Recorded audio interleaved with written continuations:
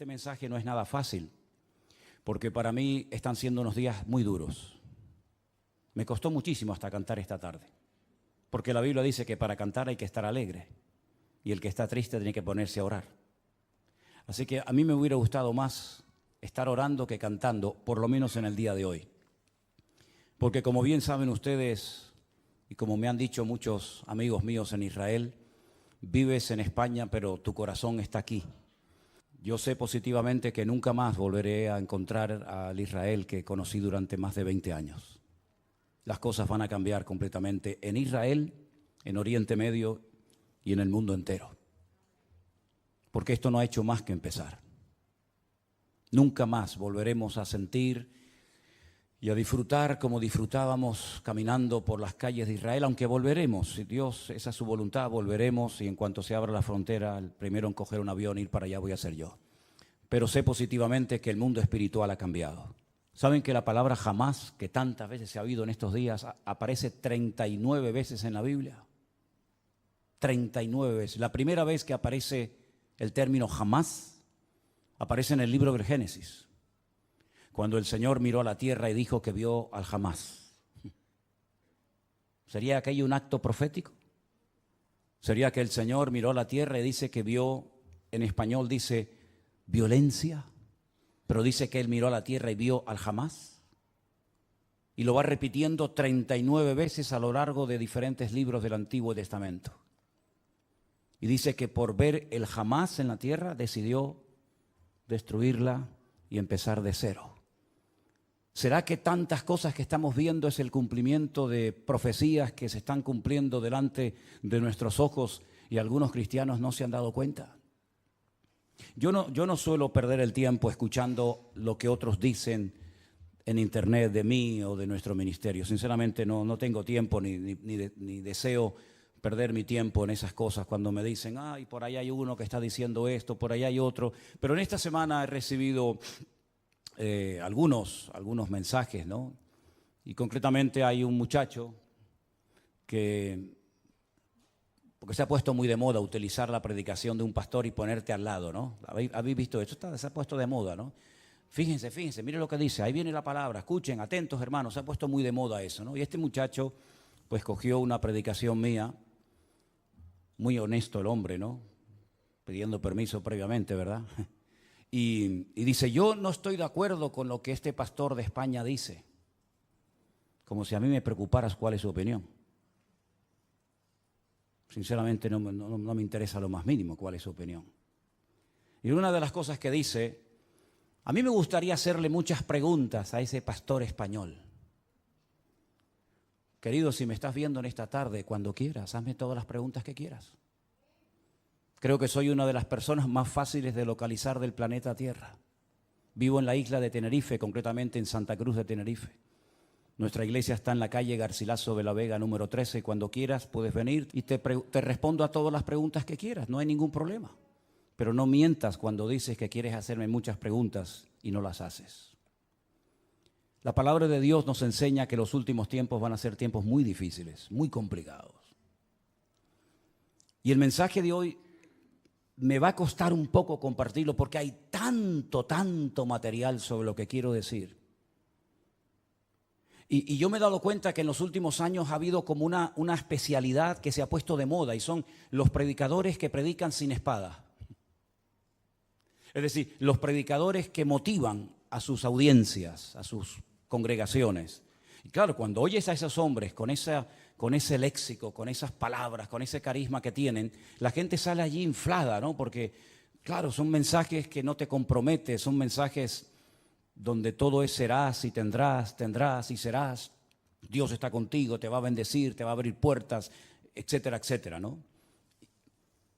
Pero ¿cuántos mensajes han oído usted a lo largo de su vida sobre un tema que ahora les voy a preguntar si ustedes creen en eso o no? La ira de Dios. Yo solamente escuché un mensaje en toda mi vida y acabo de cumplir 62 años, desde los 16, 17 años estoy sirviendo al Señor de una manera u otra. En toda mi vida escuché a una persona que predicó un día sobre este tema tan controversial de la ira de Dios y casualmente fue en esta iglesia, en este mismo púlpito. ¿Se acuerdan ustedes aquel muchacho peladito cubano? ¿Se acuerdan?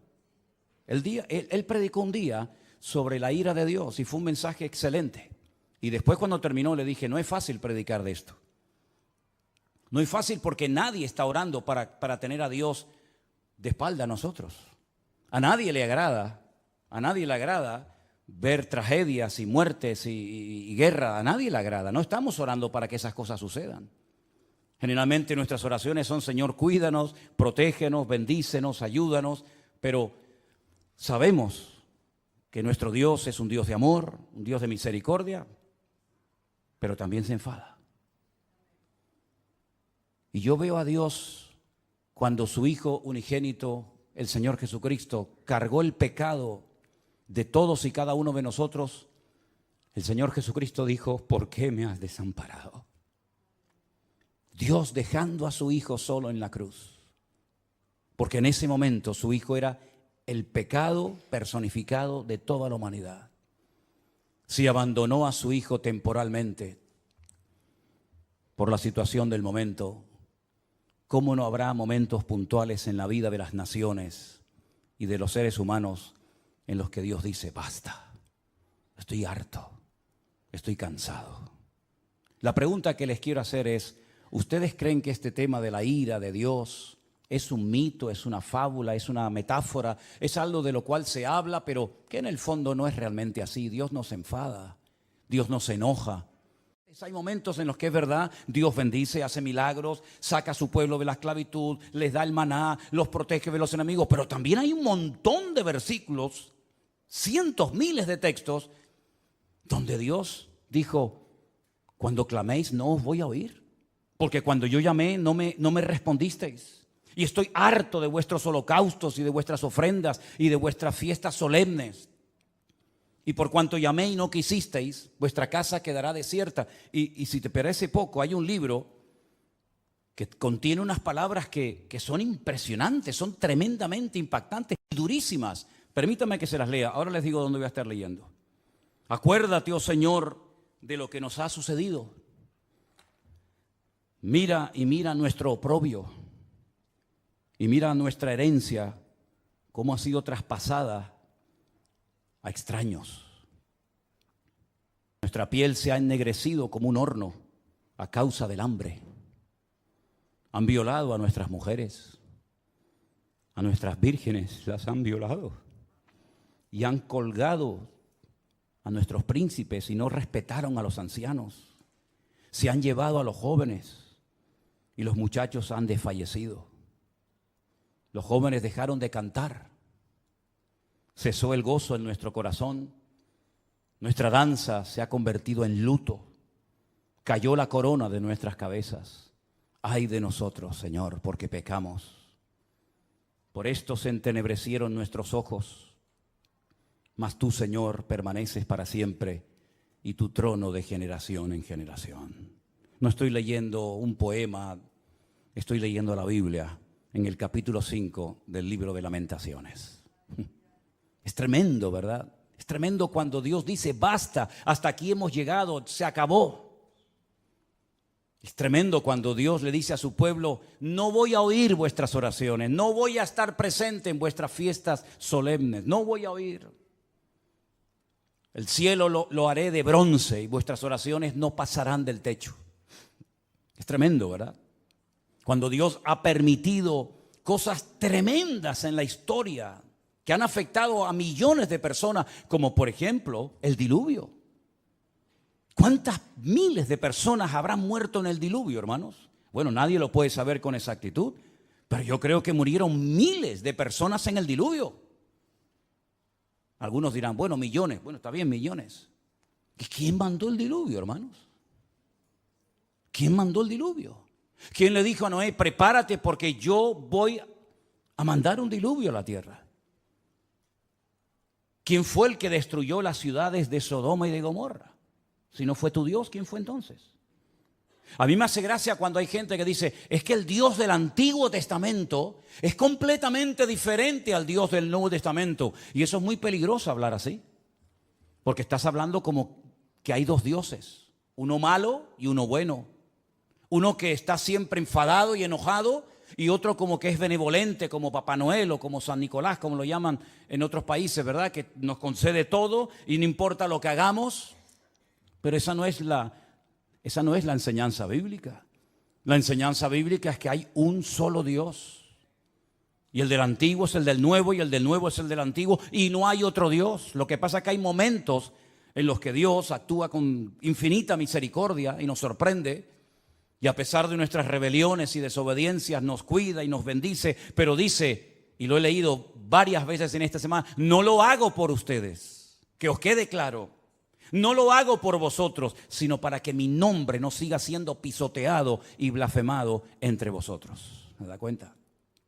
¿Y quién permitió la destrucción del primer templo de Jerusalén? ¿No fue Dios? ¿Quién le dio autoridad a Nabucodonosor para que quemara el templo y se llevara los tesoros a Babilonia y rompiera la ciudad de Jerusalén y durante 70 años no pudieran volver a su tierra? ¿Quién fue? ¿No fue Dios? ¿Y quién fue el que permitió la destrucción del segundo templo de Jerusalén, donde se cree que murieron 1 millón de judíos en la destrucción de la ciudad de Jerusalén? Y todas las matanzas y todas las guerras y todos los ríos y ríos de sangre que se podía haber evitado a lo largo de la historia. ¿Y quién fue el que permitió la Shoah? La Segunda Guerra Mundial. ¿Quién permitió todo aquello? Claro, hay predicadores que se han especializado en mensajes que motivan a la gente, ¿no? En mensajes de aliento, de ánimo. Hay tantos profetas y tantos pseudoapóstoles que cuando uno habla de la ira de Dios, del enojo, del enfado de Dios, como que se les mueve el piso porque dicen, no, yo no estoy de acuerdo con eso. Vuelvo a repetirles, yo no estoy en este lugar para que ustedes me aplaudan o me sigan o me admiren. Yo no estoy en este lugar para tener cada vez más audiencia y que la gente diga en los comentarios, estoy de acuerdo con usted, pastor, estoy de acuerdo. Y aunque estuvierais en contra, me da exactamente igual porque voy a seguir predicando lo que Dios dice en su palabra, independientemente de la reacción de la gente. En esta semana me han llamado miembro de Hamas, me han llamado nazi. En esta semana me han llamado de todo, porque no están de acuerdo con el mensaje sobre todo que di el domingo pasado y con la reflexión que di esta semana sobre estos acontecimientos. Pero yo quiero que una vez más vayamos a la palabra de Dios para que veamos que a veces la historia se vuelve a repetir. Claro, son otras personas, son otros nombres, otros momentos de la historia, pero se vuelven a repetir los mismos errores, pecados y defectos que otros cometieron. Vamos a comenzar a leer en Segunda de Crónicas, el capítulo 14. Y vamos a ver cómo Dios aguanta y soporta y tiene infinita misericordia, pero hay momentos en los que Dios tiene que hablar y actuar e intervenir en la historia. En el capítulo 14 de Segunda de Crónicas se relata la historia de un rey del sur de Judá llamado Asa. Era el hijo de un rey llamado Abías. Este rey, dice en Segunda de Crónicas capítulo 14, versículo 1, después Abías durmió con sus padres y fue sepultado en la ciudad de David. Y reinó en su lugar su hijo Asa, en cuyos días tuvo sosiego el país por 10 años. Así parece ser que durante 10 años estuvieron tranquilos, no pasó nada. Hizo Asa lo bueno y lo recto ante los ojos del Señor su Dios, porque quitó los altares de culto extraño y los lugares altos, quebró las imágenes y destruyó los símbolos de Acera. Y mandó a Judá que buscase al Señor, el Dios de sus padres, y pusiese por obra la ley y sus mandamientos. Quitó asimismo de todas las ciudades de Judá los lugares altos y las imágenes, y estuvo el reino en paz bajo su reinado. Edificó ciudades fortificadas en Judá, por cuanto había paz en la tierra y no había guerra contra él en aquellos tiempos, porque el Señor le había dado paz. Dijo por tanto a Judá, edifiquemos estas ciudades y cerquémoslas de muros con torres, puertas y barras, ya que la tierra es nuestra, porque hemos buscado al Señor nuestro Dios, le hemos buscado y Él nos ha dado paz por todas partes. Edificaron pues y fueron prosperados. Si se terminara la historia de Asa con este versículo, podríamos decir que Asa fue un buen rey. Porque dice la Biblia que hizo lo bueno ante los ojos de Dios. Pero ¿dónde se prueba la fe verdadera de un creyente? ¿En la paz, en la calma, en la quietud, en la prosperidad? No. Ahí todo, mientras todo va bien, todo el mundo funciona y todo el mundo está contento. Dice que él era bueno delante de Dios y comenzó a hacer una serie de reformas y comenzó a fortificar ciudades y comenzó a hacer obras muy interesantes, muy buenas, necesarias también. Pero porque había paz, no había guerra en el país. Pero llegó el momento que las cosas cambiaron. Y tuvo también Asa ejército con escudos y lanzas. Tuvo de Judá 300,000. Es curioso, ¿no? El mismo número de reservistas que Israel ha movilizado en estos días, 300,000. Y de Benjamín 280,000, es decir, tenía 580,000 soldados entre su tribu y la tribu de Benjamín, que traían escudo y entensaban arcos, todos hombres diestros. Versículo 9. Salió contra ellos Zera, etíope, con un ejército de 1,000,000 de hombres. 1,000,000 de hombres. Y además tenían 300 carros y vino hasta Maresa. Entonces salió Asa contra él, ordenaron la batalla en el valle de Cefata junto a Maresa, y clamó Asa al Señor su Dios y dijo, escuchen la oración: oh Señor, para ti no hay diferencia alguna en dar ayuda al poderoso o al que no tiene fuerzas. Ayúdanos, Señor Dios nuestro, porque en ti, ¿qué dice?, nos apoyamos, y en tu nombre venimos contra este ejército. Casi igual que las palabras que David pronunció cuando fue a pelear contra el gigante Goliat. Tú vienes contra mí con espada y jabalina, mas yo voy contra ti en el nombre de mi Dios. Ahora Asa casi dice lo mismo. Ayúdanos, porque en tu nombre venimos contra este ejército. Oh Dios, tú eres nuestro Dios. Que no prevalezca el hombre contra nosotros. ¿Qué pasó? Que el Señor, Jehová, deshizo a los etíopes delante de Asa y delante de Judá, y huyeron los etíopes, que eran 1,000,000 de hombres armados hasta los dientes, y además 300 carros de combate. Era humanamente imposible hacer frente y vencer a este poderosísimo enemigo, porque la desproporción era enorme. Tenían 580,000 hombres, pero el enemigo viene contra ti con 1,000,000 de soldados y no vas a poder hacer frente a esta guerra. ¿Qué fue lo que hizo Asa? Orar. Señor, ayúdanos. Nos apoyamos solamente en ti. Dios le respondió sí o no. ¿Vio una contundente victoria? Sí o no. ¿Fue el enemigo derrotado? Sí o no.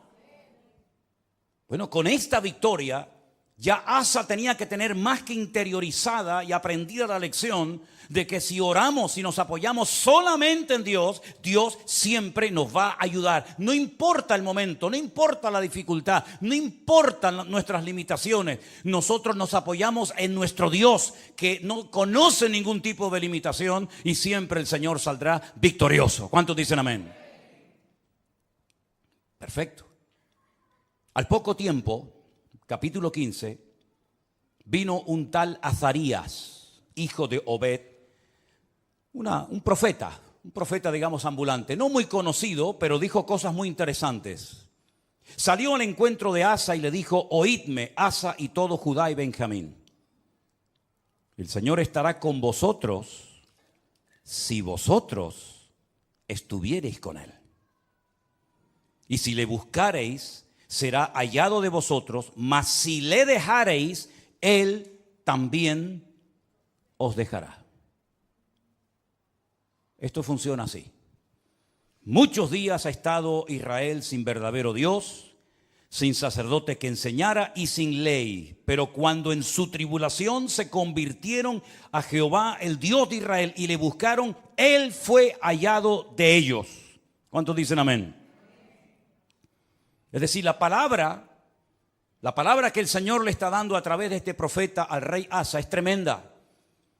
Si siguen en esta línea, si siguen apoyándose en el Señor, si siguen confiando en Él y en su palabra, si no se apartan de su ley, de sus mandamientos, el Señor estará con vosotros. Ya os lo ha demostrado clarísimamente. No importa si viene 1,000,000 o 5 o 20, da igual. Tú mismo, rey Asa, has dicho en tu oración que tú ayudas tanto al poderoso como al que no tiene ninguna fuerza. Porque el ejército o la victoria no depende de nosotros, sino depende del Señor, porque no es con espada, no es con ejército, es con mi Santo Espíritu, dijo el Señor. Y él lo vio, el Señor se lo demostró. Este hombre se animó tanto con aquella palabra, con aquella contundente victoria, que siguió haciendo cambios y siguió haciendo reformas tremendas en todo el país. La Biblia dice que llevó al pueblo a un momento, a una reunión muy solemne, versículo 11, o 10 si quieren. Dice que se reunieron en Jerusalén en el mes tercero del año 15º del reinado de Asa, y en aquel mismo día sacrificaron para el Señor del botín que habían traído, escuche esto, 700 bueyes y 7,000 ovejas. Aquello tenía que ser un río de sangre terrible. Sacrificar 700 bueyes y 7,000 ovejas, aquello tuvo que ser algo impresionante. Pero a él no le importaba darle todos estos sacrificios al Señor, porque él estaba contento, él estaba agradecido, porque él había visto la mano de Dios poderosa. Y además dice que prometieron, versículo 12, solemnemente que buscarían a Jehová, el Dios de sus padres, de todo su corazón y con toda su alma. Lo juraron delante de Dios. Se tomaron en serio este juramento. Y cualquiera que no buscase al Señor, el Dios de Israel, que muriera, fuera grande o pequeño, hombre o mujer. Juraron al Señor con gran voz y júbilo, al son de trompetas y bocinas. Y todos los de Judá se alegraron en este juramento, porque de todo corazón lo juraban y toda su voluntad lo buscaban, y fue hallado de ellos, porque el Señor les dio paz por todas partes. ¿Cuántos dicen amén? Va bien la historia, ¿no? Va bien, vamos bien, vamos bien. El hombre está siendo bendecido, el hombre está siendo usado, Dios está dando paz, Dios está respondiendo a su oración, el enemigo está siendo derrotado y humillado. Vamos bien, gloria a Dios, gloria a Dios. Hace una cosa muy interesante. Estaba el hombre tan entusiasmado y tan contento con su Dios que hasta a su propia madre la puso en su sitio. Miren lo que le dice a su madre, o lo que hace con su madre en el verso 16. Aún a Maaca, la madre del rey Asa, cuidado, no era una cualquiera, era su propia madre, la depuso de su dignidad, porque había hecho una imagen de acera, y Asa destruyó la imagen y la desmenuzó y la quemó junto al torrente del Cedrón. A su propia madre le dijo: no voy a permitir, por muy madre que seas de mí, que tengamos entre nosotros una imagen de esta acera. La destruyó, la desmenuzó y le prendió fuego en el torrente de Cedrón. Ese torrente, ese barranco que hay entre el monte Moriah del templo y el monte de los olivos. Le prendió fuego. Y en el versículo 18 dice que trajo a la casa de Dios, al templo, todo lo que su padre había dedicado y lo que él había consagrado. Y dice: plata, oros, utensilios. Llevó un montón de cosas. La generosidad brotó en su corazón. Y dijo: voy a llevar a la casa de Dios, al templo, oro y plata y utensilios de todo tipo. Tremendo. Si terminara, repito, la historia del rey Asa con este capítulo, podríamos marcharnos a casa diciendo: gloria a Dios, por fin nos encontramos un buen rey. Porque lamentablemente no todos fueron buenos, hubieron algunos que fueron terribles. Pero este por lo menos fue bueno. Pero es que la historia continúa. La historia nos lleva al capítulo 16, donde dice que en el año 36 de su reinado, tuvo mucho tiempo como rey, subió Baasa, el rey de Israel, el que estaba en el norte. Ya el país se había dividido. Recuerden esto, hermanos. Estaba Judá al sur con la tribu de Benjamín, y las 10 tribus al norte adoptaron el nombre de Israel. Y entonces el rey de Israel, en este caso se llamaba Baasa, va contra él, fortifica la ciudad de Ramá para no dejar salir ni entrar a ninguno ¿Y qué es lo que hace Asa? Se supone que tenía que hacer exactamente lo mismo que ya había hecho y que le había dado tan buenos resultados, ¿sí o no? Orar, clamar al Señor, apoyarse en el Señor y poner en práctica el juramento que habían hecho. Nos apoyaremos en ti, confiaremos en ti. Lamentablemente no hizo eso, no lo hizo. ¿Qué es lo que hace? Sacó Asa la plata y el oro de los tesoros de la casa de Dios. Es decir, ayer los entregué al Señor, hoy los vuelvo a tomar. Ayer los consagro para uso exclusivo del templo y ahora tomo todo eso que no es mío, son parte de los tesoros de la casa de Dios, y lo que hace es que se los envió a un tal Ben-Hadad, rey de Siria, que estaba en Damasco. ¿Y este qué pinta aquí? ¿Quién es este rey de Siria, este tal Ben-Hadad? ¿Qué pinta este hombre en todo esto? Bueno, le dijo: hay alianza entre tú y yo como la hubo entre tu padre y mi padre. Y aquí yo te he enviado plata y oro para que vengas y deshagas la alianza que tienes con Baasa, el rey de Israel, a fin de que se retire de mí. Consintió Ben-Hadad con el rey Asa y envió los capitanes de su ejército contra las ciudades de Israel y conquistaron Gijón, Dan, Abel-Maín, las ciudades de aprovisionamiento de Neftalí. Y oyendo esto, Baasa cesó de edificar a Ramá y abandonó su obra. Entonces el rey Asa tomó a todo Judá y se llevaron de Ramá la piedra, la madera con la que Baasa edificaba, y con ella se edificó la ciudad de Jeba y a Mizpa. Problema solucionado. Ya está. Pero esto no fue agradable ante los ojos de Dios, porque aunque humanamente hablando se salió con la suya, le doy dinero a un rey de Siria, Ben-Hadad, para que me apoye en la guerra, para que se ponga en contra de mi enemigo. Yo le pago, yo le doy una cantidad enorme de dinero, aunque vacíe la casa de Dios, y así me quedo tranquilo. Pero es que resulta que en aquel tiempo a los profetas, y lo dicen otros textos de la Biblia, se les llamaba videntes, porque eran los que veían, los que leían las circunstancias, los que interpretaban el mundo espiritual. Por eso se les llamaba por un tiempo a los profetas videntes, porque veían más allá de lo natural. Porque lo natural, como he dicho muchas veces, es un reflejo de lo espiritual. Y ahora viene este vidente, este profeta, y le dice al rey Asa: por cuanto te has apoyado en el rey de Siria y no te apoyaste en el Señor tu Dios, por eso el ejército del rey de Siria se escapó de tus manos. Los etíopes y los libios no eran un ejército numerosísimo con carros y mucha gente de a caballo. Le recuerda el pasado, le recuerda la historia, lo que Dios hizo por él. Con todo, porque te apoyaste en Jehová, Él los entregó en tus manos. Porque los ojos del Señor contemplan toda la tierra para mostrar su poder a favor de los que tienen corazón perfecto para con Él. Y ahora le dice: locamente has hecho esto. Locamente has hecho esto. Porque de aquí en adelante habrá guerra contra ti. Has abierto una brecha, has abierto una puerta en el mundo espiritual, y a partir de hoy tu vida va a cambiar radicalmente, pero para mal, no para mejor. ¿Qué hubiera hecho usted, hermano y hermana, o yo, si nos viene un profeta como este, Hanani, y nos amonesta y nos dice esta palabra? ¿Qué hubiéramos hecho? Señor, perdóname, lo siento.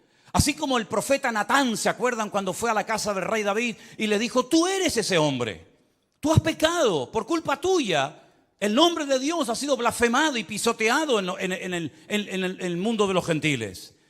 Y David dijo: Señor, perdóname, no quites de mí tu Santo Espíritu, ¿verdad? Y ten piedad de mí, etcétera, etcétera. Lo mismo tendría que haber hecho Asa, ¿sí o no? Era un hombre de Dios, conocía la palabra, había visto el poder de Dios en su vida, en su reinado.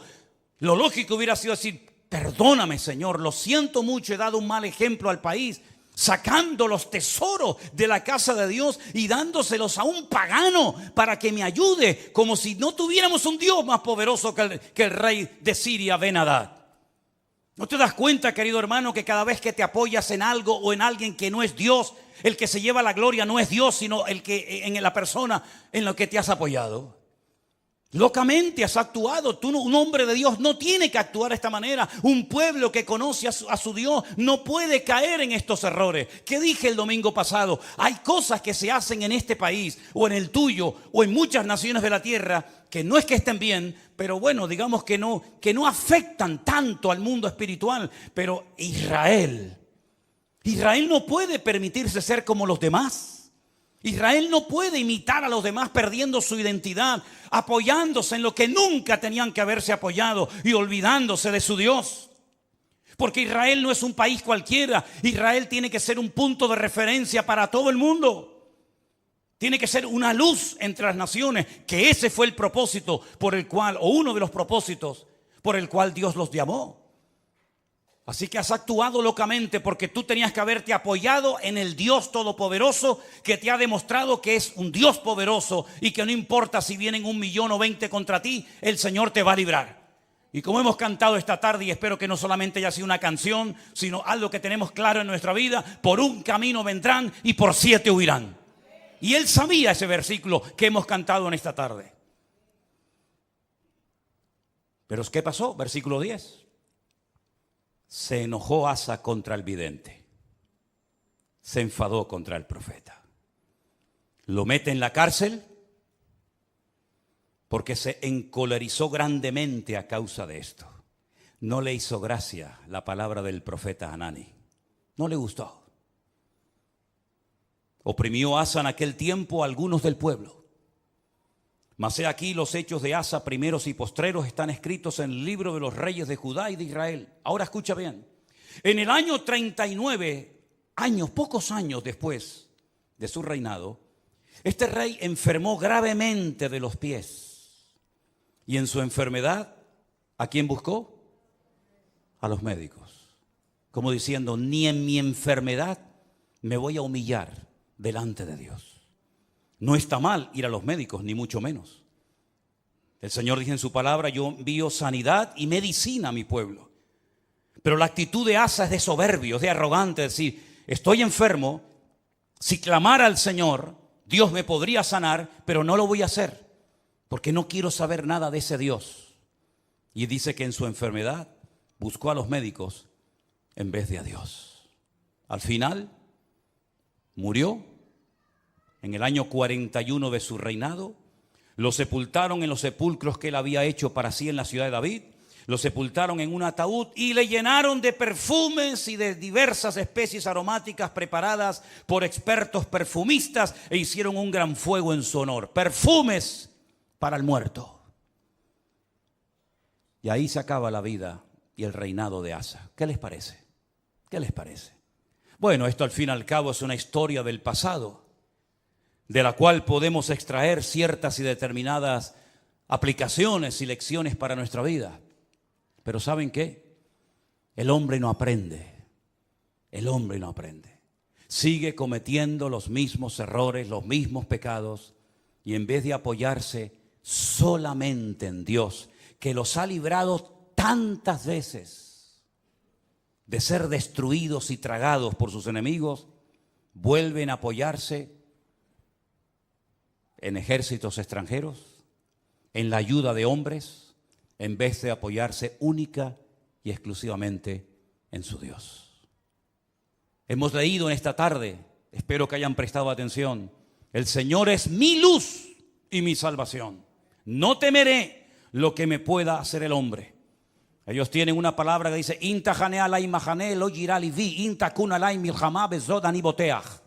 aunque un ejército acampe contra mí, no temerá mi corazón. Aunque contra mí se levante en guerra, yo viviré confiado. Eso es lo que dice la palabra.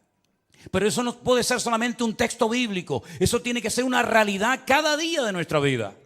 Dejemos por un momento a Israel a un lado. Tú, cuando tienes problemas económicos, y cuando tienes problemas matrimoniales, o cuando tienes problemas de cualquier otra índole, ¿en quién te apoyas? ¿En quién pones tu confianza? A ver si nos va a pasar lo mismo que a Asa. El Señor libró a su pueblo de la esclavitud. Podían haber muerto todos en Egipto. De hecho, estaban lanzando a los niños al río Nilo para que murieran. Podían haber muerto en el cautiverio en Babilonia. De hecho, dice que algunos de ellos los lanzaban a hornos de fuego y a otros los lanzaban a fosos llenos de leones. Podían haber muerto en la Edad Media, cuando la corona española junto con la Inquisición comenzó a matar gente por todas partes de España, incluido también a ellos. Podían haber desaparecido en la Segunda Guerra Mundial. Podían haber perecido en cualquier otro momento de la historia, pero Dios siempre, siempre ha tenido misericordia de ese pueblo. Cuando estaban con la soga hasta el cuello, en su angustia invocaban a Dios y Dios les respondía. Y han demostrado a lo largo de la historia que no importa si son poquitos o muchos, la mano del Señor siempre ha estado con ellos. En 1967, 5 naciones tremendamente poderosas con un odio tremendo contra ellos. Porque no solamente sus enemigos se conforman con echarlos al mar, como decían los jordanos en su momento, con echarlos al agua, sino con arrasarlos, que no haya ni un solo judío en toda la faz de la tierra, nunca más. Ya lo intentaron los griegos, lo intentaron los romanos, ya lo intentó mucha gente. Y en aquellos días, una semana de guerra para vencer a 5 naciones, a 5 potencias militares. En 7 días, y al 7º reposaron, fue más que suficiente para demostrarle al mundo que el Dios de Israel es el Dios todopoderoso. Porque ahora no hacen lo mismo. Porque no claman a Dios. Uno tiene que tener una lectura diferente a lo que dicen los medios de comunicación, la prensa, la radio, la televisión, porque si no caemos en el mismo error de los demás. Hablamos como los demás, opinamos como los demás. ¿Qué es lo que está pasando allí ahora mismo? ¿Qué es lo que está sucediendo espiritualmente hablando? Que de eso no te va a hablar nadie. Te va a decir que se quedaron dormidos, te va a decir que se despistaron, te va a decir que estaban de relajo, de fiesta, te van a decir 20.000 cosas, que falló el Moshá, que falló el Chimbet, que falló todo. Pero ¿quién va a dar una lectura espiritual de toda esta cuestión? Nuestra fuente de información no es Internet. Nuestra fuente de información no son los periodistas. Nuestra fuente de información es la Biblia, es la palabra de Dios. ¿Cuántos dicen amén? Vamos a ir a la Biblia a ver qué es lo que nos dice, porque hemos visto que cuando una persona se apoya en Dios, no importa si viene 1.000.000 de soldados contra ti, tú lo puedes vencer. No importa si es un gigante enorme, profesional de la guerra, se le puede vencer. No importa si la ciudad tiene doble muralla, se le puede derrotar. Pero también la palabra de Dios nos habla muy claramente que a veces hay ciertas y determinadas circunstancias que frenan la bendición de Dios. En Isaías, capítulo 24, miren qué texto tan impresionante. Isaías capítulo 24, verso del 1 en adelante. Si quieren, así lo leemos. He aquí que el Señor vacía la tierra y la desnuda, y trastorna su faz y hace esparcir a sus moradores. Sucederá así como al pueblo, también al sacerdote, como al siervo, así a su amo, como a la criada, a su ama, como al que compra, al que vende. Se está acoplando el monitor, hermano. Tienes que bajar el monitor. Hace rato se está acoplando. Al que presta, al que toma prestado, como al que da logro, así al que lo recibe. La tierra será enteramente vaciada y completamente saqueada, porque el Señor ha pronunciado esta palabra. Se destruyó, cayó la tierra, enfermó, cayó el mundo, enfermaron los altos pueblos de la tierra. Escucha bien el versículo 5. Ahí está la respuesta. Sube. La tierra se contaminó bajo sus moradores. No estamos hablando de Japón, no estamos hablando de Latinoamérica. Es el profeta Isaías hablándole al pueblo de Dios. Hablando de su pueblo, de su tierra, y les dice: la tierra se ha contaminado debajo de vuestros pies. ¿En qué se basa el profeta para hacer semejante declaración? Ustedes han traspasado las leyes. Número 2, han falseado el derecho y han quebrantado el pacto sempiterno. Quédense con esas 3 cosas. Falsearon el derecho, traspasaron las leyes y quebrantaron el pacto sempiterno. Aquí está la clave, mi hermano. Ahí está la respuesta que Dios da en su palabra. Por supuesto, estudié el texto en hebreo, y cuando dice leyes, dice Torot, porque está en plural. Si fuera la ley, diría Torah, pero como dice las leyes, dice Torot. las leyes de Dios las habéis traspasado, las habéis quebrantado. Falsearon el derecho, hoc.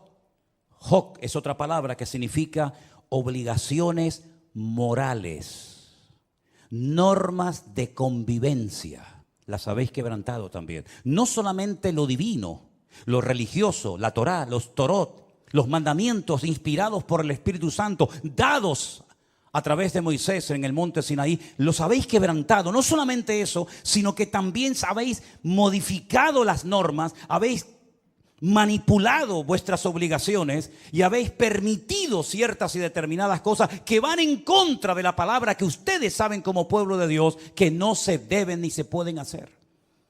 Y además de todo eso, lo que ha sucedido es que el pacto sempiterno, fíjate qué palabra tan interesante. Una cosa es eterno, otra cosa es sempiterno. Parece lo mismo, pero no es igual. Nuestro Dios no es sempiterno, nuestro Dios es eterno, porque no tiene principio ni tiene fin. Pero el pacto que Dios hizo con el pueblo de Israel tiene principio y no tiene fin. Por eso se llama un pacto sempieterno. No es un sinónimo, sino es una connotación diferente. Dice el Brit Olam. El Brit Olam en hebreo se ha traducido muy bien en esta ocasión por un pacto que tuvo un principio. ¿Dónde tuvo el pacto ese principio? Vamos a verlo ahora. Para posicionarnos y ver a qué se refiere la palabra de Dios cuando dice que llegaría un momento en la historia en el que el pueblo de Israel quebrantaría los Torot, la ley de Dios, los Hoc, las normas de convivencia, las obligaciones de un país y además el pacto sempiterno. Ese pacto del cual está haciendo referencia a Isaías se menciona en el primer libro de la Biblia, el libro del Génesis. Cuando el Señor le dice a Abraham, tenemos que remontarnos a los tiempos de Abraham, espero que no se estén perdiendo, porque para mí es tremendamente interesante que ustedes entiendan esta porción y este mensaje hoy. El Señor le dice a Abraham, yo estableceré mi pacto entre mí y ti y entre tu descendencia por tus generaciones. Es decir, el pacto no termina con tu muerte.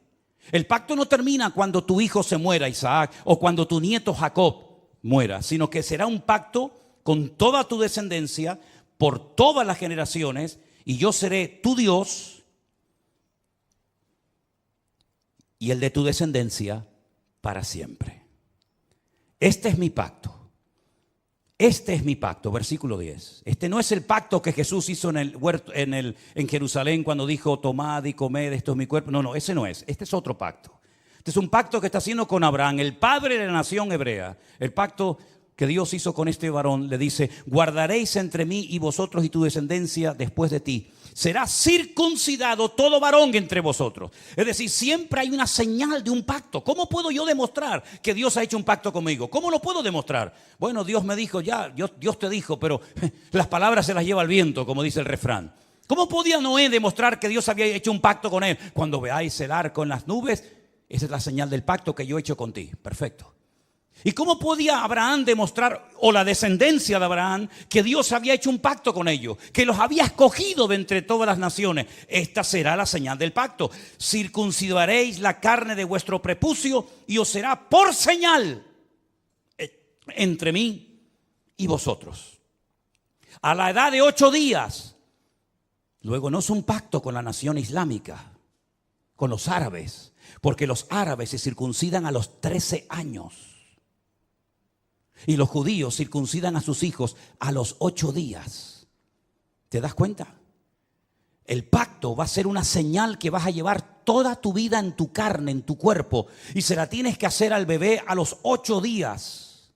Por vuestras generaciones. El nacido en casa, el comprado por dinero, también los extranjeros que no fueren de tu linaje. Debe ser circuncidado el nacido en tu casa, el comprado por dinero.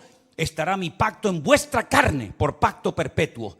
El varón incircunciso, el que no hubiere circuncidado la carne de su prepucio, aquella persona será cortada de su pueblo, ha violado mi pacto. Da igual si son religiosos o no, si son creyentes o no, si son practicantes o no. No hay ni un solo varón de Israel que no sea circuncidado, ni uno. No van a la sinagoga, no leen la Torá, no practican los mitzvot, no se ponen los tefilín, no hacen ningún tipo de manifestación religiosa, pero a nadie se le ocurriría tener un hijo y no circuncidarlo. Eso no se negocia.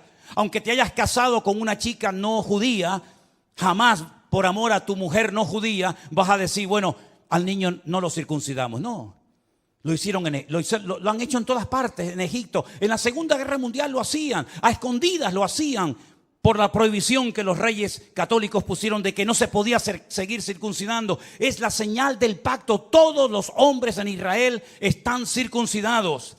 Llevan en su carne la señal de que están bajo un pacto. Lo entiendan o no, ustedes se han metido debajo de un pacto. ¿Cómo se llama Israel? ¿Cómo se llama ese país? Israel, no. Estado judío de Israel. Es decir, estáis bajo un pacto que Dios ha hecho con vosotros. Y lo creáis o no, lo entendáis o no, ustedes llevan en su cuerpo una marca como señal de que estáis bajo ese pacto. Isaías dice en el capítulo 24 que hemos leído en esta tarde, vosotros habéis quebrantado el pacto. Vosotros habéis traspasado las leyes y habéis falseado el derecho. La ley de Dios no se modifica, no se le quita ni se le añade nada. Ya están los 613 mandamientos en lo que se conoce como la ley, la Torá, el Pentateuco, el Humash, ponle el nombre que usted quiera. 613 mandamientos, no se le quita ni se le pone nada. Si quieres saber cuáles son esos mandamientos, tienes ahí Génesis, Éxodo, Levítico, Número y Deuteronomio. Ahí están todos. Eso ya no se puede tocar.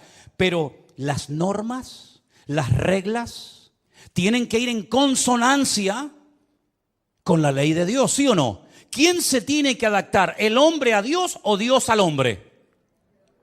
El hombre a Dios, ¿no? Luego, cuando en la Knesset, ¿qué es la Knesset? La Knesset es el parlamento israelí, donde están todos los partidos políticos, los de derecha, los de izquierda, los árabes, todos están allí. En la Knesset se aprueban leyes y esas leyes tienen que ir en consonancia con la palabra de Dios, porque ustedes están bajo un pacto y lo saben porque llevan la señal de ese pacto en vuestra propia carne. ¿Me siguen o no? Ok. Vamos a conocer al presidente del parlamento israelí. Se los presento a todos ustedes. Ahí lo tienen. El presidente de la Knesset de Israel se llama Amir Ohana, presidente de la Knesset, presidente del parlamento israelí, judío, circuncidado, faltaría más. Veamos lo que nos dice la Wikipedia en su vida personal. El señor Amir Ohana y su pareja Alon Haddad formaron una familia homoparental con un hijo y una hija que concibieron a través de la subrogación gestacional de una mujer de Oregón, Estados Unidos.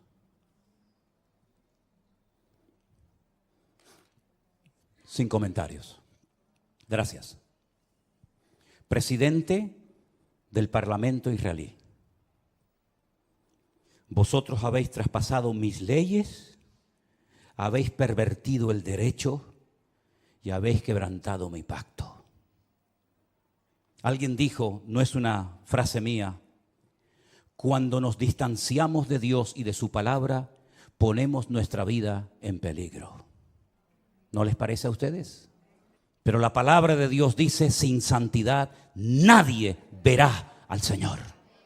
Llámese Israel, llámese sudamericano, llámese latino, llámese como se llama. Sin santidad nadie verá al Señor.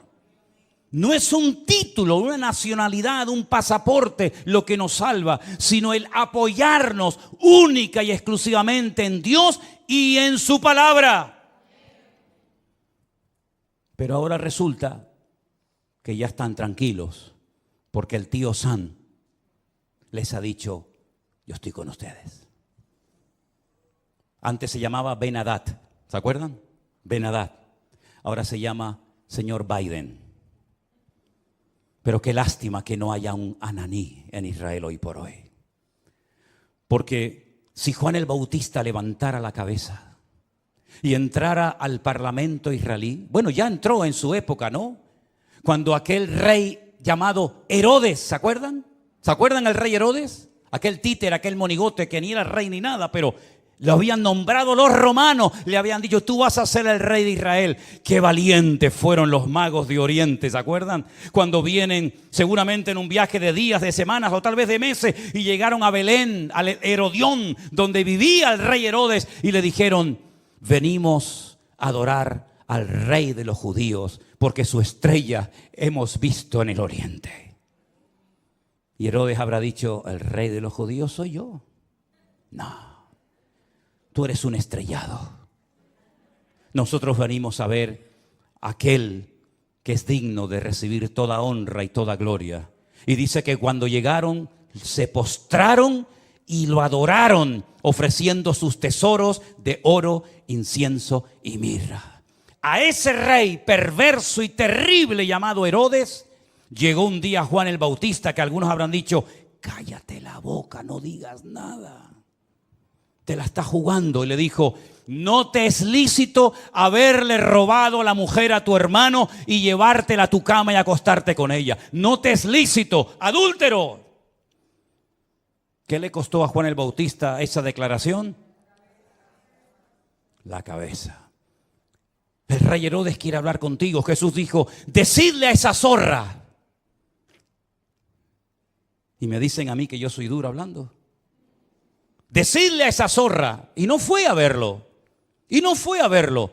Y cuando aquel soberbio, arrogante romano le dice, ¿no me hablas? Llevo una hora interrogándote, te puedo librar de la mano de tus verdugos y no me contestas. No sabe que tengo autoridad para librarte. Y es entonces cuando el Señor dice, tú no tendrías nada que hacer contra mí si mi Padre no te lo permite. Aquí no se mueve ni una sola hoja de un árbol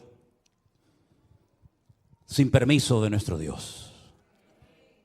Y no hay nada que ocurra en las naciones de la tierra, y menos en esa tierra santa para Dios, donde Él es el dueño de la tierra, que no lo permita el Señor. ¿Se dan cuenta cómo tenemos que clamar por misericordia más que nunca, mis queridos hermanos? Con semejantes personajes, con semejante panorama, que Dios tenga misericordia de nosotros. Miren esta fotografía. Miren esta fotografía. Estamos en la ciudad de Tel Aviv. Un montón de gente. Sería muy bueno que la ampliaras. Sí, yo sé que se va a perder mucho de lo que dice, pero ahí hay una reunión de oración. Fueron a orar.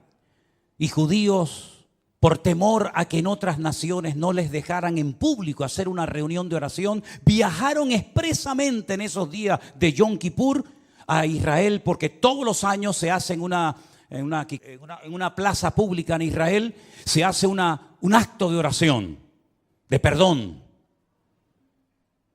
Y entonces estos judíos, algunos mayores, otros jóvenes, familias enteras, viajaron a Israel para poder participar en público en las calles de la ciudad de Tel Aviv de una reunión de oración. Y mire lo que dice en la parte de abajo. Las personas que se mudaron a Israel sintieron miedo en el único lugar donde no esperaban sentirse amenazados por su judaísmo. ¿Quién impidió esa reunión de oración? ¿Jamás? ¿Hezbollah? Los de la banderita de colores y toda la tropa que les acompaña interrumpieron una reunión de oración. ¿A quién molestaban? ¿A quién le podía hacer daño que un montón de gente allí oraran a Dios pidiendo por la nación? ¿Qué problema, qué daño puede hacer eso? En esa plaza, unos días más tarde, en esa misma plaza, ponemos la siguiente fotografía, por favor. La gente se reúne y enciende velas para recordar a las víctimas de Israel. ¿Casualidad? Díganme lo que quieran. Díganme lo que quieran. Pero en esa plaza, una semana atrás, los echaron prácticamente a patadas para que no oraran por Israel. Y una semana más tarde, en esa misma plaza, tuvieron que ir a poner velas a recordar lamentablemente, en ese acto de salvajismo terrible que hemos visto, a las víctimas que murieron. ¿Qué les parece, hermanos? ¿Qué les parece? Empecé este mensaje haciéndoles una pregunta. ¿Ustedes creen en la ira de Dios? ¿Ustedes creen que Dios se enfada, que podemos hacer lo que nos da la gana y no pasa nada? Sigan jugando con Dios, sigan. Tarde o temprano te darás cuenta que con Dios no se puede jugar. Es mejor decir no soy nada a decir soy judío, soy cristiano, soy evangélico, soy creyente y vivir peor que la gente del mundo. Yo decía hasta hace unos días, ya no lo voy a volver a decir más porque sería un insulto, ¿no? Yo decía que esta gente que entró hizo esas cosas terribles que no tienen ni nombre, y lógicamente no vamos a poner ninguna escena de esas, se portaron como animales, y me equivoqué. Los animales no se comportan así. Alguien dijo recientemente, si los seres humanos todos tuviéramos corazón de perro, no habría guerras en el mundo. Porque dicho sea de paso, la palabra perro en hebreo es kolev. Kelev. Kol, lev. Todo corazón. Kol, todo, lev, corazón. El perro se llama en hebreo todo corazón. ¿Cuánto echo de menos a mi perro? ¿Cuánto echo de menos a Trotsky? ¿Cuánto lo echo de menos? Los viajes que he hecho con él, los días que he viajado solo por ahí, durmiendo en cantidad de lugares y siempre a mi lado, siempre ahí, ¿verdad? Ustedes saben que era mi sombra. Cuando vivíamos enfrente de la iglesia, saltaba el muro, aunque tenía ya las patitas con problema y con dolor, saltaba y se metía aquí en la iglesia y aquí se quedaba quietito, ¿verdad? Si fuéramos todos los seres humanos con corazón de perro, no veríamos estas cosas terribles que hemos visto. 150 personas que no se sabe lo que va a ser de ellas, niños, en fin, no quiero ni mencionar la palabra. ¿Qué les parece, hermanos? El único que puede solucionar esto, ¿saben quién es? Dios. ¿Saben quién va a ganar la guerra esta? Dios es el que la va a ganar. Y si todo esto lleva al hombre a ponerse de rodillas y a pedir perdón, pues gloria a Dios. Porque lean ustedes esta semana Sofonías, lean ustedes Joel, lean ustedes Miqueas, lean ustedes el libro de Jeremías, lean ustedes, hermano, el libro de Lamentaciones y os vais a dar cuenta cuántas muertes, cuántas guerras se podían haber evitado si el pueblo hubiera puesto su apoyo y su confianza solamente en Dios. Y no he mencionado lo peor. Lo voy a mencionar así de pasadas, pero no nos olvidemos que un papa pidió perdón, ya tarde, pero bueno, por lo menos pidió perdón por la Inquisición. Un rey español pidió perdón por haber expulsado al pueblo de Israel de España, robándoles todas sus posesiones y mandándolos con lo puesto. Alemania pidió perdón hace años por lo que había hecho, y mira qué país tan bendecido y tan próspero es Alemania, ¿eh? Pero el pueblo de Israel, que yo sepa, pueblo que amo, y si pudiera ir allí ahora mismo iría, nunca pidió perdón por haber matado a mi amado Señor San Jesucristo. Nunca lo hizo. Es más, su nombre es blasfemado cada día. Entonces, queridos hermanos, ¿tiene o no tiene Dios misericordia de nosotros y de su pueblo Israel? Por lo tanto, mis queridos hermanos, o espabilamos y doblamos nuestras cabezas, o los próximos seremos nosotros. ¿Se acuerdan lo que me dijo aquel rabino en aquel muro aquel día? Ahora es Ucrania, pasado mañana será Israel, después seréis vosotros. ¿A dónde van a ir esos miles y miles de refugiados? Jordania no ha abierto sus fronteras diciéndole, vengan, tenemos un país enorme, grandísimo, de miles y miles de kilómetros. Vengan aquí. Al fin y al cabo, los palestinos, ¿de dónde eran? Eran jordanos. Los viejos que viven en Israel, ¿qué pañuelos se ponen en la cabeza? ¿Con qué se ponen en la cabeza? ¿De qué color es? ¿De qué color es? ¿Blanco y negro? No. Blanco y rojo.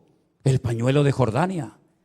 Miren la bandera de Jordania, miren la bandera palestina. Son iguales, simplemente que han puesto ahí una estrella. Pero Jordania no ha dicho, vengan para acá, les recibimos. Arabia Saudita no los ha invitado a venir. Los iraníes, que tanto los aman y los apoyan. Qatar, país rico, no ha invitado a ninguno de ellos. Todos los quieren, pero lejos. ¿A dónde van a venir todas esas personas? ¿A dónde vinieron los sirios cuando fue la guerra en Siria? ¿A dónde fueron los libios? ¿A dónde van a ir? A Europa. Aquí tienen pagas, aquí tienen comida, aquí tienen todo lo que sus hermanos árabes jamás les van a dar. Así es que he dicho muchas veces, lo mejor está por venir. Pero bíblicamente, para ciertos sectores de la tierra, lo peor está por venir. Porque si les interesa el tema, lean esta semana detenidamente capítulo 38 y 39 de Ezequiel. Ahí te dice quién va a atacar y cuándo lo va a hacer. Y no son estos, Hay un dato tremendamente significativo. Esta guerra va a terminar, por supuesto que sí. Y todo volverá supuestamente a la normalidad. Volverán a estar tranquilos porque ya se han quitado un enemigo de encima. Lean Ezequiel 38 y 39 y te dice cuándo va a atacar el de arriba. El de arriba. ¿Quién es el de arriba? El del norte. El oso. Te dice cuándo van a hacerlo. Y cómo va a morir. Y el tiempo que tardarán enterrando muertos. Es impresionante. Es que la Biblia es el periódico de mañana. Por eso hay que leerla y escudriñar las Escrituras. Así que Dios tenga misericordia de nuestras vidas. Amén, hermanos. La pregunta es, y termino, ¿cómo es posible que este pueblo tan inteligente, de tantos premios Nobeles, no se dé cuenta de todo lo que está sucediendo? Bueno, la palabra de Dios nos enseña que están ciegos. Están ciegos. Lamentablemente la ceguera de Israel es tan tremenda, que por inspiración del Espíritu Santo, un profeta dijo de ellos lo siguiente, y con esto termino. Isaías capítulo 29. Deténganse y queden maravillados. Cegaos, embriagaos, pero no de vino, y tambalead, pero no de sidra. Porque el Señor derramó sobre vosotros. ¿A quién le está hablando Isaías? A Israel, no a nosotros. En ese momento Isaías le estaba predicando al pueblo de Israel y le dice, el Señor derramó sobre vosotros espíritu de sueño. Cerró los ojos de vuestros profetas. No hay profetas en Israel. No hay profetas. Ellos dicen que los únicos que pueden tener Ruach HaKodesh, es decir, al Espíritu Santo, son los profetas. Y como no hay profetas, el Espíritu Santo no está en Israel. Lo dicen ellos. Dice, cerró los ojos de vuestros profetas y puso velos sobre las cabezas de vuestros videntes. No dice Pablo que tienen un velo, que cuando leen no entienden porque tienen un velo y hasta que no se conviertan a Cristo, el velo no les será quitado. ¿No dice eso la Biblia? Toda visión os será como palabra de libro sellado, el cual si dijeren al que sabe leer y le dijeren, lee ahora esto, él dirá, no puedo porque está sellado. Y si le dijere, si se le diere el libro al que no sabe leer, diciéndole, lee ahora esto, dice, no sé leer. Dice el Señor, escuchen bien esto. Esto es una sentencia tremenda. Este pueblo se acerca a mí con su boca y con sus labios me honra, pero su corazón está lejos de mí. No te enfades conmigo, querido. Pelea con Isaías. Yo no escribí esto. Con su boca me honran, con sus labios,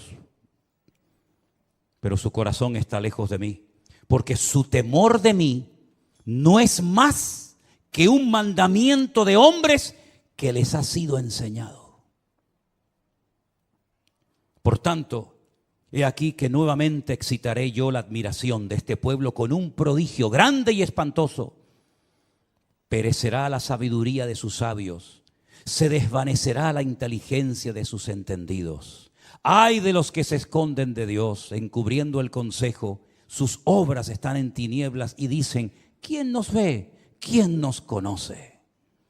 Vuestra perversidad ciertamente será reputada como el barro del alfarero. ¿Acaso la obra dirá de su hacedor: no me hizo? ¿Dirá la vasija de aquel que le ha formado: no entendió? Hermanos queridos, necesitamos orar más que nunca para que Dios tenga misericordia de ese pueblo, de sus dirigentes, como de todos y cada uno de nosotros. Y Dios volverá, claro que sí, otra vez a tener misericordia de su pueblo. Y otra vez llenará su boca de risa. Y otra vez dirán entre las naciones: grandes cosas ha hecho el Señor con estos. Pero ya es tiempo de que despertemos y nos demos cuenta de que hay cosas que se pueden evitar en la vida si obedecemos a Dios. ¿Por qué aprender a base de lágrimas? ¿Por qué aprender a base de humillaciones? ¿Por qué aprender a base de palos?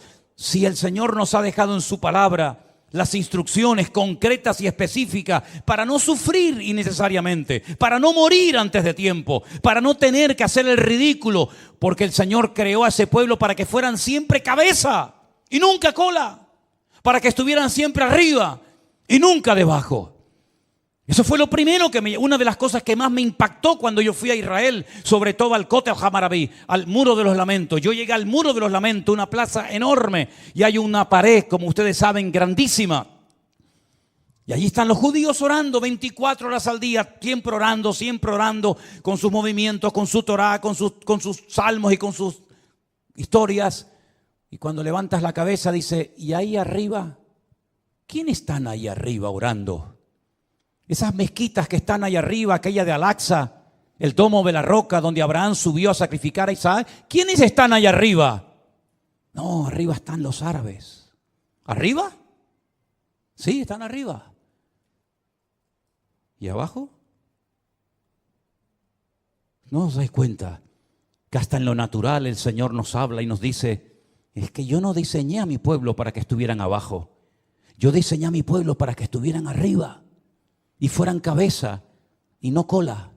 Pero eso no sucede por tener un pasaporte azul con la menorá y decir: soy del Estado de Israel. Eso sucede cuando circuncidas tu corazón y te conviertes de corazón al Señor que te amó eternamente y te lleva esculpida en las palmas de sus manos. Cerramos nuestros ojos en esta noche. Mediten en esto. Reflexionen en estas palabras. También a nosotros el Señor nos llama al arrepentimiento, a una conversión genuina.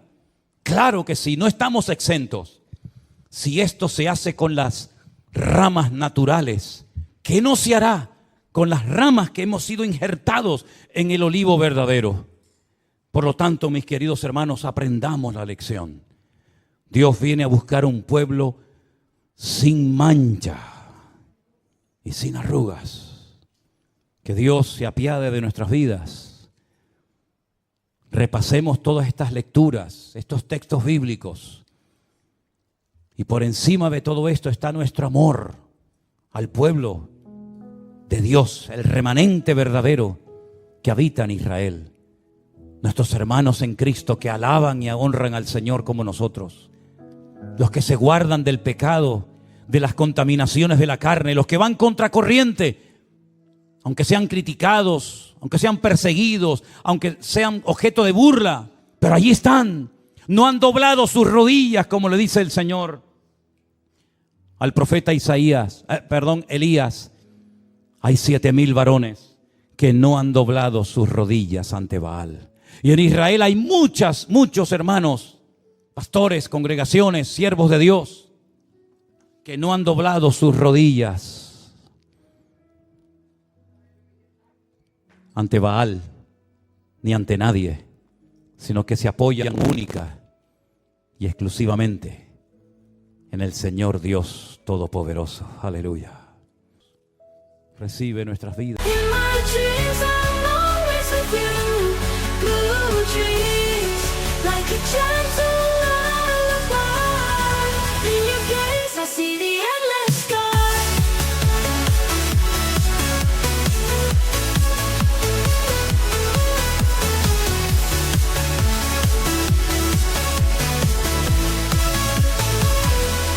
Walking through fields of sapphire light,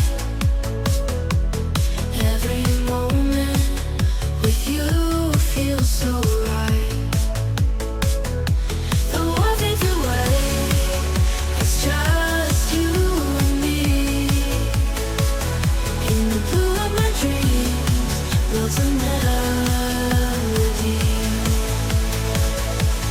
Every touch like waves upon the shore. En esta tarde, como olor fragante, como ofrenda derramada delante de tu altar, oh Dios. Aleluya. Ponemos de pie. Si tú dispusieres tu corazón y extendieres a él tus manos, levantarás tu rostro limpio de mancha, será fuerte y nada temerá. Te acostarás y no habrá quien te espante. Aleluya. Y muchos suplicarán tu favor. Te acostarás y no habrá quien te espante. Y muchos suplicarán tu favor. Lo conmigo, si tú dispusieres tu corazón y extendieres a él tus manos, levantarás tu rostro limpio de mancha, será fuerte y nada temerá. Aleluya. Te acostarás y no habrá quien te espante. Y muchos suplicarán tu favor. Te acostarás y no habrá quien te espante. Y muchos suplicarán tu favor. Tendrás confianza porque hay esperanza. Aleluya. Mirarás alrededor, dormirás seguro. Y aunque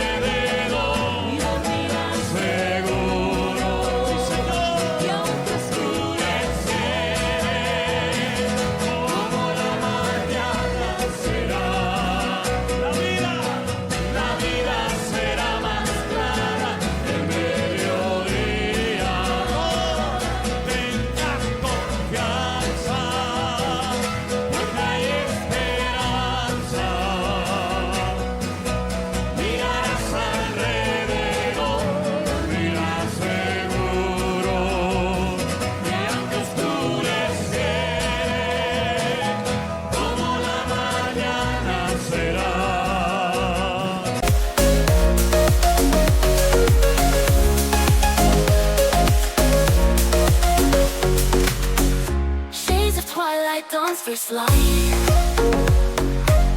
Echoes of days that felt so right. Smiles and whispers, dreams we shared. In this painting, love's declared.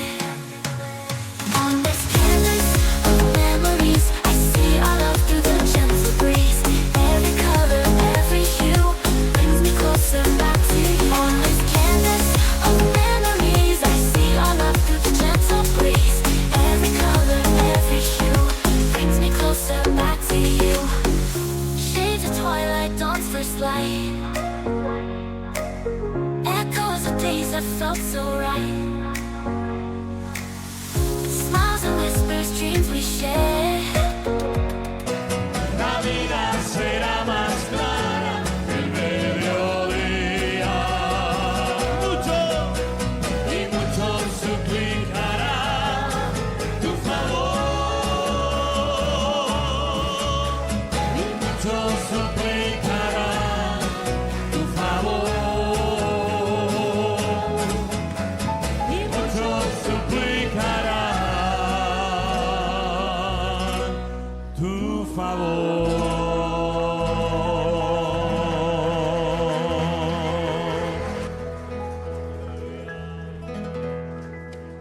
Gracias, Jesús. Gracias, Señor Jesús. La vida de Asa terminó siendo como cualquier otro ser humano, enterrado. Y dice la Biblia que su ataúd la llenaron de especies aromáticas y de perfumes para el muerto. Una mujer hace 2000 años cogió su vaso de alabastro de perfume de nardo puro y lo derramó no sobre un muerto, lo derramó sobre los pies del Señor Jesús.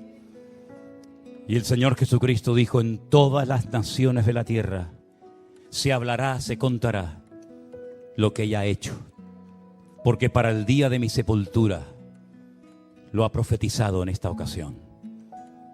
No inviertas tus tesoros y tus mejores perfumes en muertos. Deja que los muertos entierren a sus muertos, dijo el Señor. Y ven tú detrás de mí y predica mi palabra.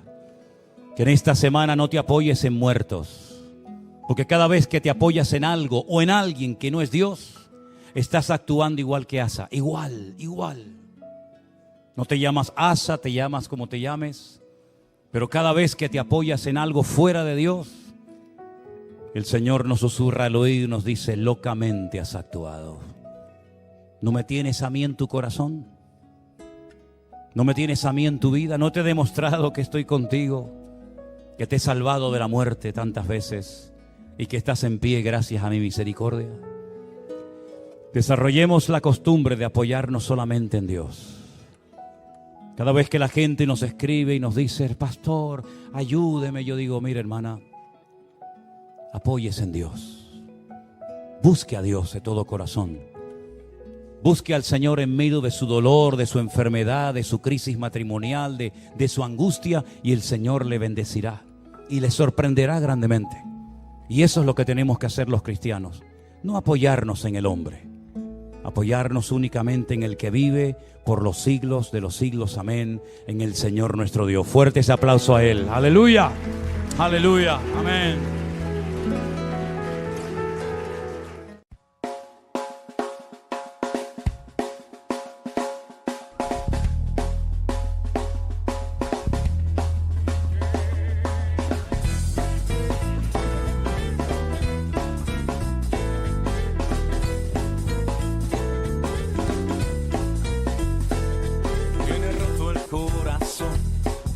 De tanto sufrir y llorar, tienes que aprender a descansar en Dios.